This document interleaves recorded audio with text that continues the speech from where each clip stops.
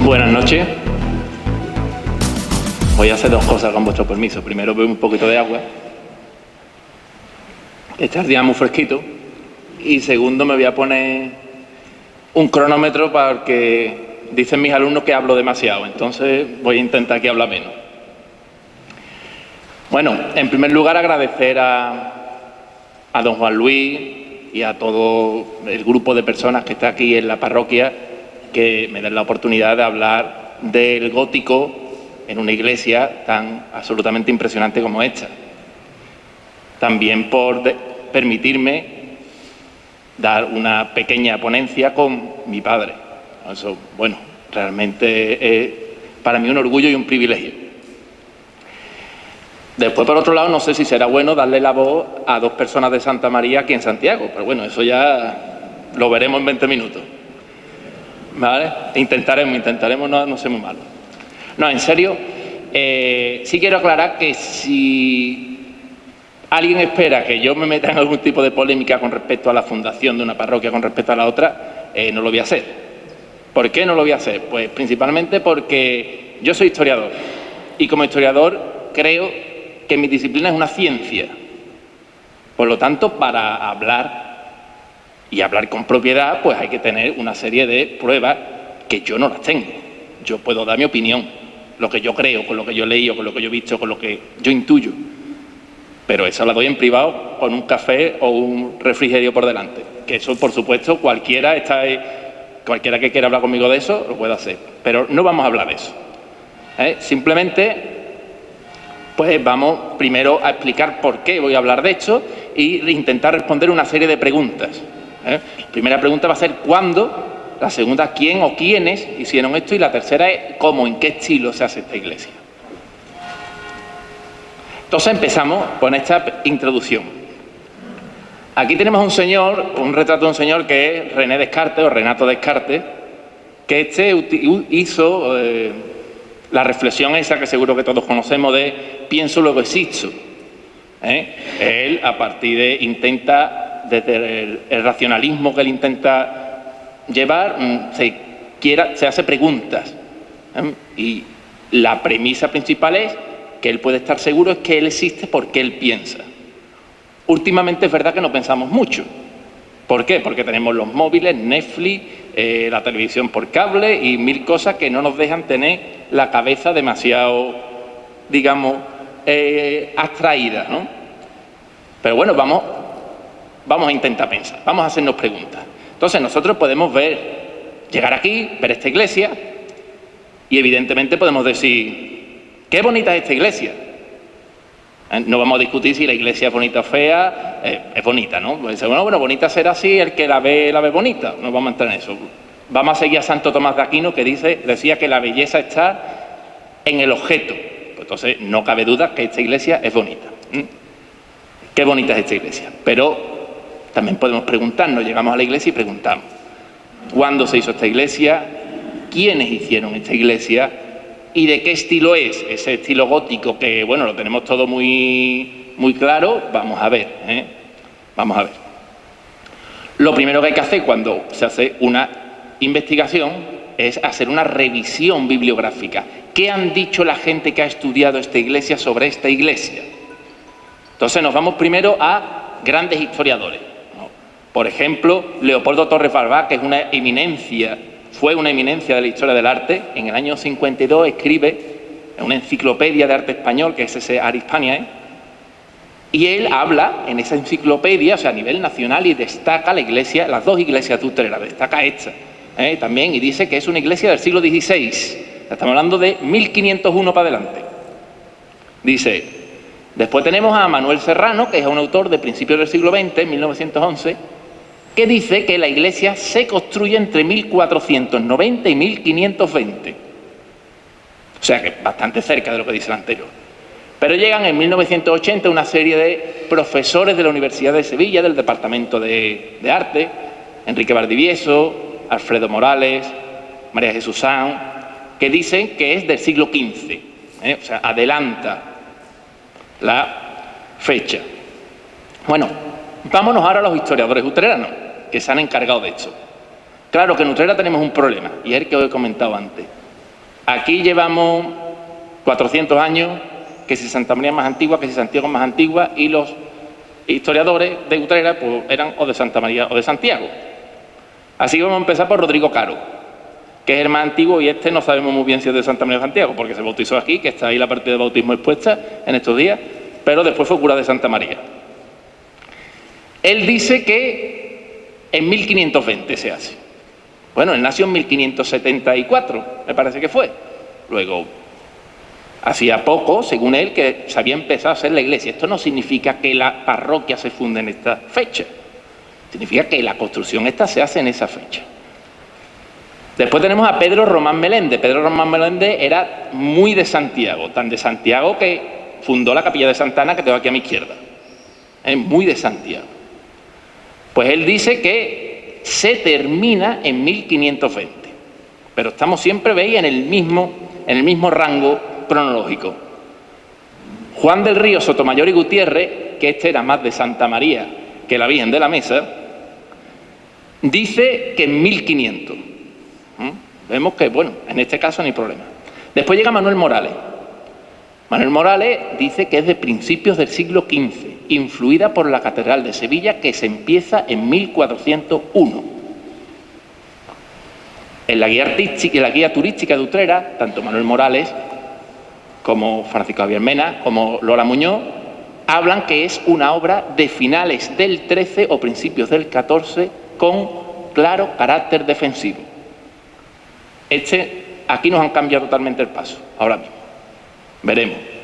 Luego, uno de esos autores, Francisco Javier Mena, en el catálogo de la exposición del año 1993 del Memorial de Utrera, aclara y dice que, aunque es una iglesia del siglo XIII, o del principio del XIV, o sea, estamos hablando de 1200 y pico, 1300 y pico, pero se transforma mucho en los siglos XIV y XV, llegando las obras hasta parte del siglo XVI. Entonces vemos que realmente hay bastante unanimidad. Quitando casos concretos, pues se habla que la iglesia vamos a poner un rango que se empieza a construir alrededor de 1490-1500. Y que las obras continúan durante el siglo XVI. De esto tenemos datos. Por ejemplo, tenemos a esta señora de aquí. Esta señora de aquí es un retrato historicista, o sea, no es real, de doña Catalina de Perea. Doña Catalina de Perea fundó el Hospital de la Santa Resurrección, que está ahí detrás. Pues ella en su testamento, ella muere el 3 de septiembre de 1522, pues en su testamento, que es 2 semanas antes, en el mes de agosto, deja 1000 maravedíes para la obra de Santiago que se está haciendo. Y pongo entre paréntesis, y de Santa María, porque deja otros 1000 para la obra de Santa María que se está haciendo. Se están haciendo las dos parroquias.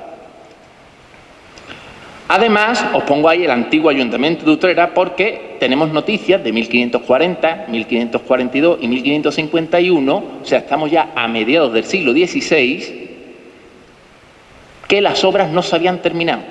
En 1540 el Cabildo Municipal le da permiso para que unos bueyes que están trabajando, que acarrean piedras para la portada, puedan hacer en unos terrenos que son del ayuntamiento. En 1542 el ayuntamiento da 2000 reales para que sigan construyendo la iglesia. Y en 1551 hay una serie de feligreses, serían de aquí de Santiago, que le piden al ayuntamiento que el beneficio que dejan las bellotas de una dehesa que es del ayuntamiento se lo ceda para las obras que hace mucho tiempo que se empezaron. O sea, entonces intuimos que es un periodo, son unas obras que se dilatan en el tiempo. Por lo tanto, vamos a enmarcar esa construcción pues desde 1490, 1500, hasta al menos 1550, la década de los 50, la torre. El crucero se cierra a principios del siglo XVII. Fijaos, todo lo que avanza, que no es este crucero. El crucero lo hace Juan de Oviedo, a principios del siglo XVII, y este crucero es de Fernando Rosales y José Chamorro a finales del siglo XVIII. Lo hacen de nuevo, porque seguramente tienen problemas de estructura. De hecho, el crucero, bueno, la cúpula está mal, la cúpula anterior posiblemente también tuviera problemas. Vamos a ver una cosa, vamos a comparar, vamos a asegurarnos, vamos a comparar esta iglesia con otras iglesias de la fecha que ha sido datada cronológicamente por los historiadores. Entonces nos han dicho, vamos a descartar que sea una iglesia que tenga algo de finales del 13 o principios del 14. Esta es San Antonio Abad de Trigueros, una iglesia preciosa, iglesia defensiva. Esta iglesia es de principios del siglo XIV. Si vosotros observáis, ya he traído esto, a ver. Si observáis estas estructuras de pilares y observáis esas bóvedas, son bóvedas muy primitivas. Ahora tenemos aquí, observar los pilares que tenéis al lado y las bóvedas, no tienen nada que ver. Se ve que esto es mucho más, digamos, barroco, mucho más decorado, un estilo más avanzado. También dicen de la Catedral de Sevilla, esta es la Catedral de Sevilla, la Magna Hispalensis. La Catedral de Sevilla, según las últimas investigaciones, no se comienza en 1401, sino en la década de los 30. En la década de los 30 se comienza. Pero, sin embargo, aunque vemos que influye, todavía se le ve cierto arcaísmo que no tiene esta iglesia. Por lo tanto, desde 1430, de esa época del siglo XV, de mediados del siglo XV, tampoco va a ser. Vamos a ver de un poquito después. Esto es Santa María de Carmona. La parte, Santa María de Carmona se hace en varios periodos. La parte de los pies, que es esta que vemos aquí, del trascoro y tal, la diseña Juan de Oces, que es maestro mayor del arzobispado en los años 80 del siglo XV, 1480 y algo.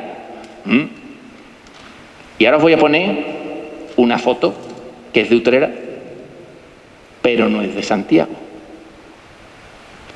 Santa María, posiblemente, el edificio gótico de Santa María, posiblemente sea obra de Juan de Oces. ¿Está diciendo Antonio Cabrera Carro que el edificio de Santa María es más antiguo que el edificio de Santiago? Un poquito, sí, es más antiguo un poco. De hecho, tiene un gótico más arcaico. Si lo veis, tiene las naves de diferente altura, estas no. Pero muy poca diferencia, y realmente poca. Aquí tenemos Santa María. Ahora nos vamos a esta iglesia, que seguro que os sonará a algunos, seguro que habéis estado allí, habéis ido a la Gruta de las Maravillas y habéis subido al castillo, ese tan bonito que hay, la iglesia de la Virgen del Mayor Dolor de Aracena, que si os fijáis, los pilares son muy arcaicos, es una iglesia anterior, pero a finales del XV o principios del XVI se transforma, y mirad cómo se transforma. Le hacen las bóvedas, unas bóvedas que son muy similares a estas. Por lo tanto, creo que la fecha la tenemos bastante clara. Esto empieza alrededor de 1490, 1500. Pero además hay tres elementos en la parroquia que nos ayudan, que nos dan pistas.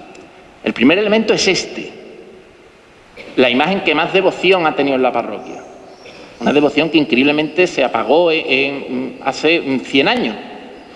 El Santo Cristo de Santiago.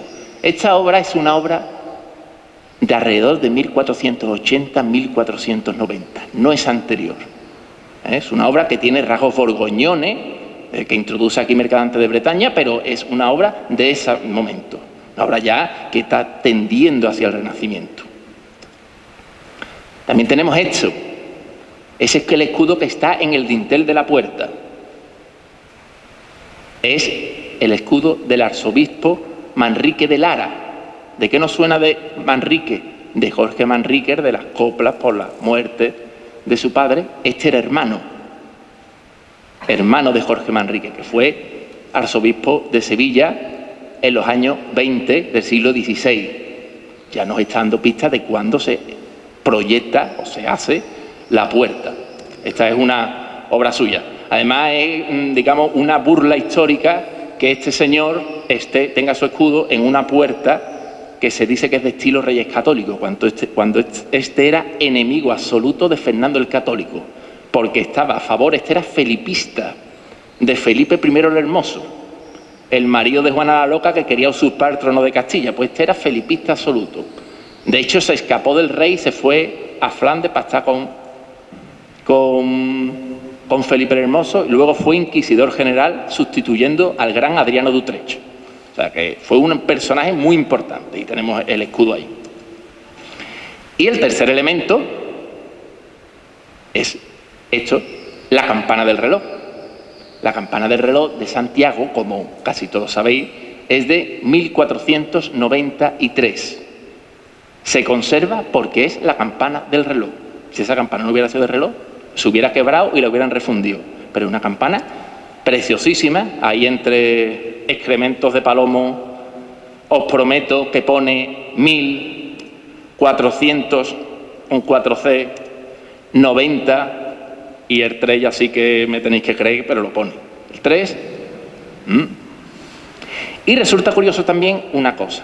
En esa campana pone, siendo mayordomo, Juan Gómez Clérigo. Juan Gómez Clérigo es mayordomo de la fábrica, o sea, el que tiene el dinero de la parroquia, en 1493. Tenía que estar la iglesia a punto de empezarse o se empezaba. Catalina de Perea, en su testamento de 1522, deja dinero para Juan Gómez Clérigo, que es su confesor, para que rece por ella. O sea, tenemos un señor que es Juan Gómez, que resulta que por lo menos está 30 años aquí en la parroquia, al pie del cañón. Y este señor posiblemente sería uno de los impulsores de esta iglesia, tal como está hoy día, tal como la vemos. Juan Gómez Clérigo. La parroquia ha estado diciendo misas por Juan Gómez Clérigo hasta 1840. Decía misas por el alma de Juan Gómez Clérigo porque todavía tenía una renta de unas casas en la calle Sevilla, todavía duraban. Y aquí tenemos a Juan Gómez Clérigo, en la campana del reloj de Santiago. Tiene no lo veis, pero tiene su tonsurita, como buen clérigo, ¿verdad? Y aquí os pongo, bueno, a Catalina de Perea, que era doña Catalina, que era digamos, era su confesor. Así que, una de las almas mater de esta parroquia, de este edificio. Por lo tanto, el edificio, voy a repetir, yo repito mucho para que se nos quede, tengo de formación profesional. Se comienza en 1490-1500 y se alarga su construcción hasta principios del siglo XVII. Tenemos la cronología. Ahora ya voy más rapidito, esto era lo más largo. ¿Quién o quiénes hicieron el edificio? Bueno, pues el edificio, voy a ir al grano. El diseño de la iglesia, posiblemente, hay que estudiarlo, pero la hizo Alonso Rodríguez. Y la portada, posiblemente, la diseñó Juan Gil de Ontañón. ¿Quién era Alonso Rodríguez? Pues Alonso Rodríguez era un arquitecto muy famoso en su época, muy bueno. Trabajó en el puerto de Santa María, en la Priolar del puerto, en el convento de la Victoria del puerto, lo que fue después la cárcel, y llegó a ser maestro mayor de la Catedral de Sevilla. Esto de aquí es el puerto de Santa María, la Priolar, y ahí tenéis una bóveda hecha por Alonso Rodríguez. Ustedes pueden mirar arriba ahora y vean la bóveda. Esa es la bóveda de la capilla mayor de la Catedral de Sevilla, que la hizo Alonso Rodríguez. Os la voy a poner más cerca. Evidentemente, pues, más historiada esta, estamos hablando de que está en la cabecera de la Catedral de Sevilla, pero el concepto es el mismo. Su obra cumbre es que le dio fama internacional, que lo llegaron a llamar de América, de Santo Domingo, de México, para que hiciera allí obras. Su obra cumbre fue cerrar el cimborrio de la Catedral de Sevilla. Pero el cimborrio de la Catedral de Sevilla no es este. El cimborrio de la Catedral de Sevilla llegaba a esa altura, llegaba a la altura de las campanas. Debió ser una maravilla que tenía cerámica vidriada de Francisco Niculoso Pisano, que es un genio de la azulejería renacentista en Sevilla. Y tenía muchísimas esculturas de Pedro Millán. Fue un bombazo lo que hizo Alejandro,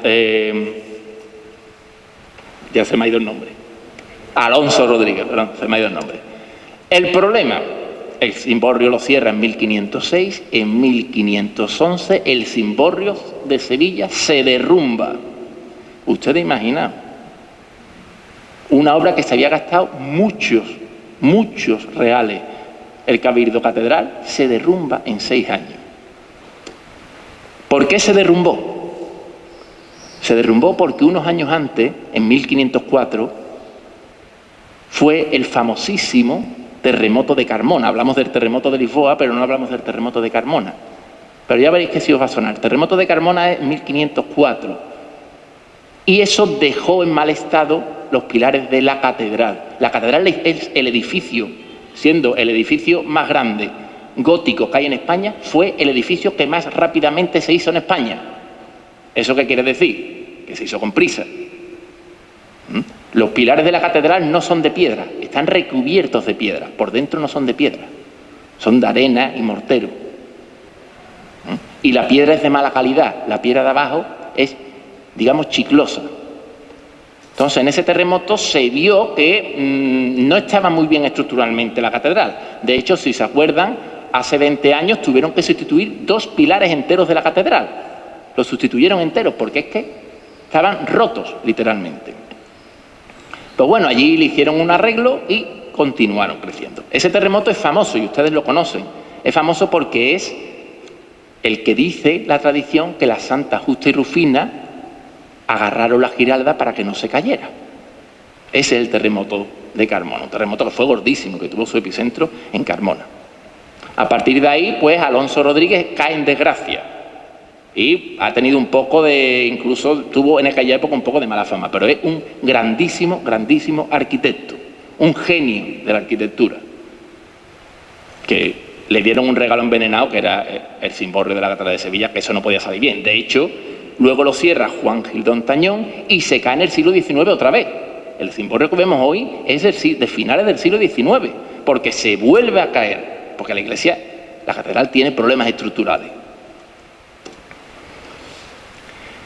Bien, y la portada, aquí la maravillosísima portada que tenemos a los pies, la Puerta del Perdón, pues el autor posiblemente sea Juan Gil de Hontañón, que es maestro mayor de la Catedral de Sevilla de 1513 a 1519.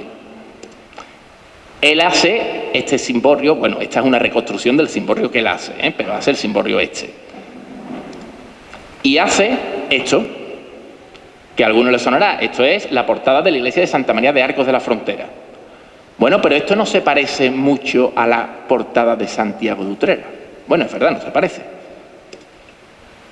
Pero esta parte de aquí, a lo mejor sí se va pareciendo un poquito más, ¿verdad? Vamos a ver.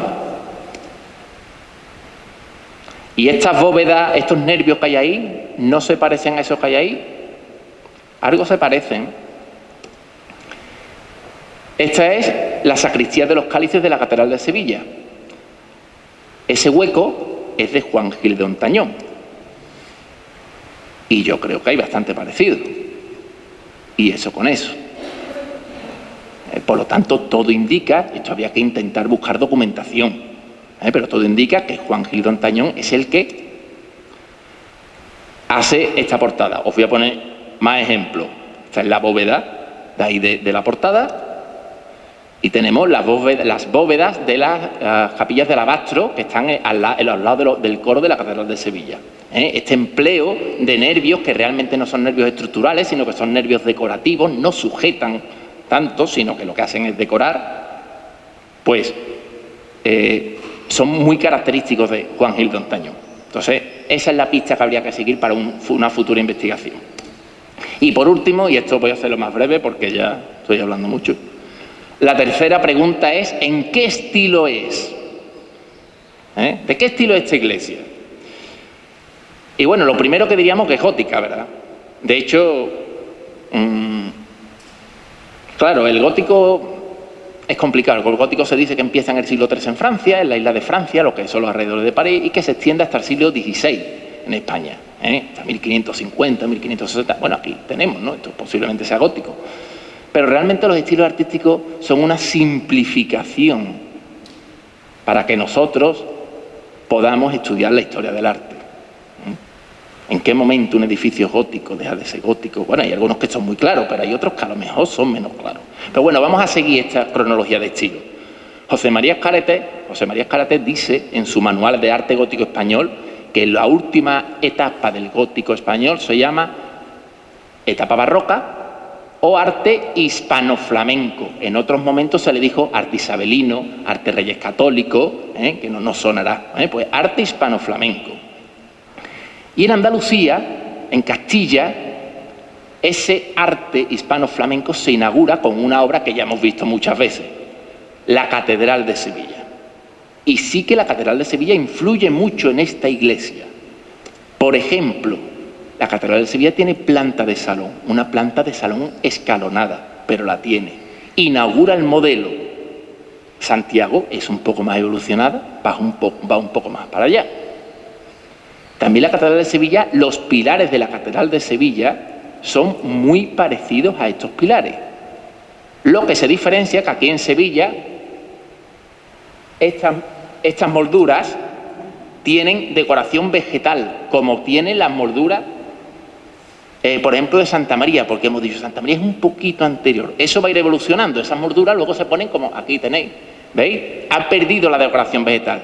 Conforme avance el siglo XVI, esta decoración vegetal, esta decoración arquitectónica desaparece y está el pilar entero sin nada. Sin nada, no hay nada, hacia arriba. Después otro caso curioso que influye mucho, que en la Catedral de Sevilla pasa de manera accidental y aquí pues se hace, es que los baquetones, esto lo voy a decir lento, los baquetones de los pilares no se corresponden con los nervios de la bóveda. ¿Qué quiere decir eso? Quiere decir, si miramos, en cada uno de los baquetones esto pues va un arco a un nervio de la bóveda. Este va a otro nervio, ¿veis? Van yendo cada uno a un nervio. En Sevilla pasa eso, pero en las naves laterales no pasa.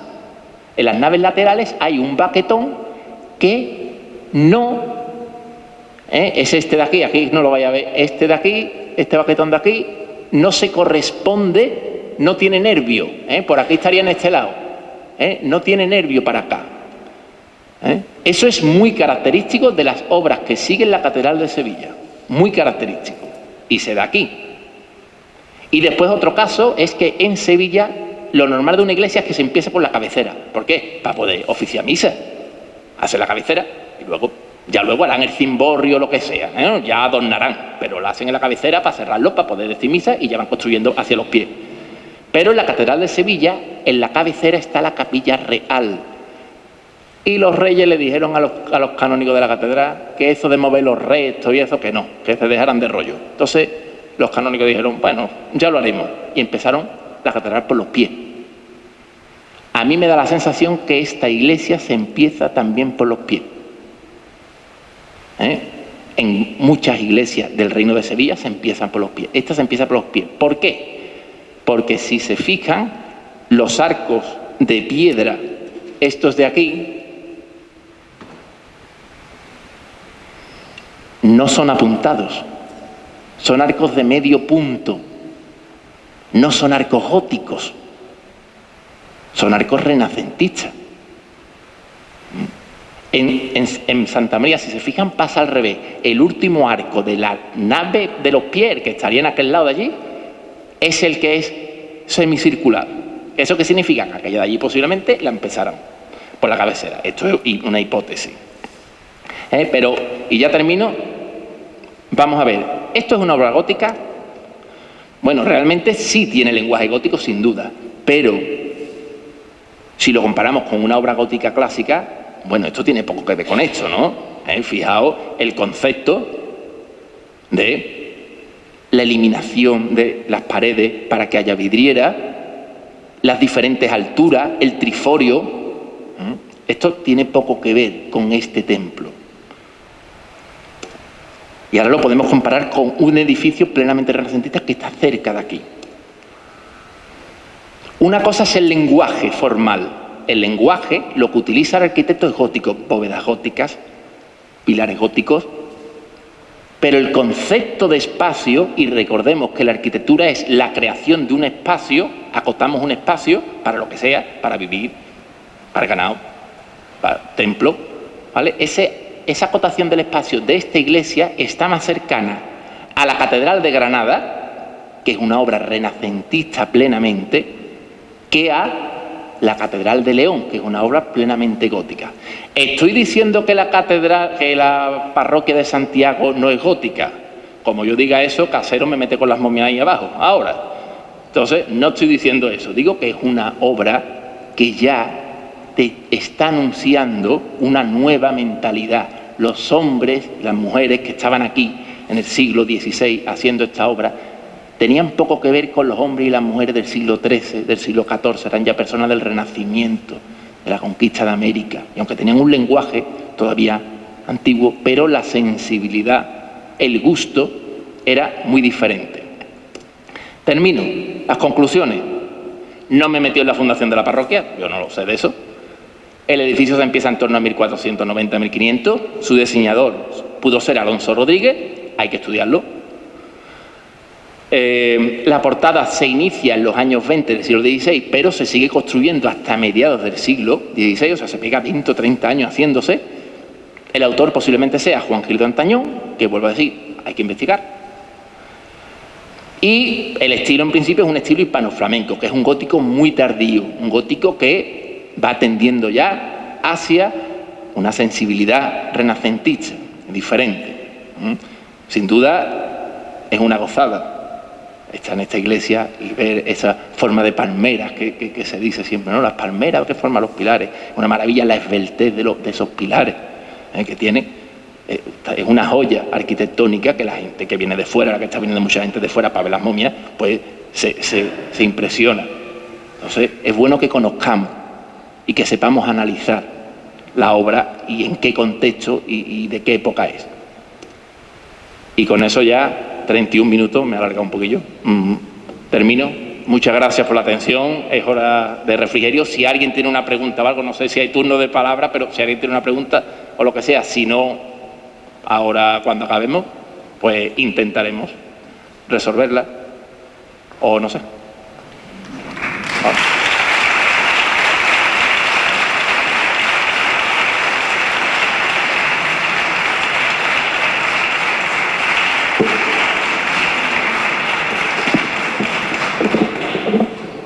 Nacido ser agradecido. Ha habido cosas que has dicho que ya mañana nos vemos en la calle, pero quizás quedarme con una cosa que has dicho, ¿no? Dicen que nunca se debe de empezar una casa por el tejado y también dicen que los hombres se visten por los pies, y Santiago fue por donde se empezó. Mira, la ponencia sobre las momias y sobre el gótico de la familia Cabrera, porque habéis hecho un dueto, ni qué decir tiene que ha sido magnífica y conlleva un trabajo, pero a mí no me gustaría agradecer únicamente ese trabajo que han hoy puesto de manifiesto y de cara a la gente de Utrera. Os decía que debe ser bien nacido y ser agradecido, porque no debo de esconder el esfuerzo y el trabajo que están haciendo ambos, y si me permite sobre todo tu padre, que está dedicando horas infinitas no únicamente a investigar, sino a catalogar el patrimonio de esta magnífica parroquia, un patrimonio además archivístico que se conserva gracias a Dios, pero que es completamente desconocido. Y yo estoy convencido de que de aquí a unos años entre ambos y aquellos que quieran asomarse, como siempre, a investigar, tiene las puertas abiertas, de esta parroquia se va a sacar petróleo. Yo pienso que en poco tiempo, o cada 2 años, tendríamos que hacer una conferencia de este tipo, porque como sigan sacando datos, vamos a acabar abrumados. Os digo que es un trabajo de muchísimas horas, de muchísimas mañanas, una labor callada, pero que sinceramente en nombre de todos los que formamos esta parroquia y en nombre, yo pienso que de Utrera, os tenemos que agradecer a ambos Antonio. Tenéis nuestro afecto, nuestro cariño. Fijaos cómo somos en Santiago, que invitamos a esta gente de Santa María, ¿no? Somos así. Pero que os llevéis únicamente un recuerdo, aparte de nuestro afecto. Por supuesto que es algo insignificante con respecto a todo lo que os merecéis, pero gracias de verdad por esa dedicación, por ese esfuerzo y por el cariño que ponéis en todo lo que hacéis. Paco.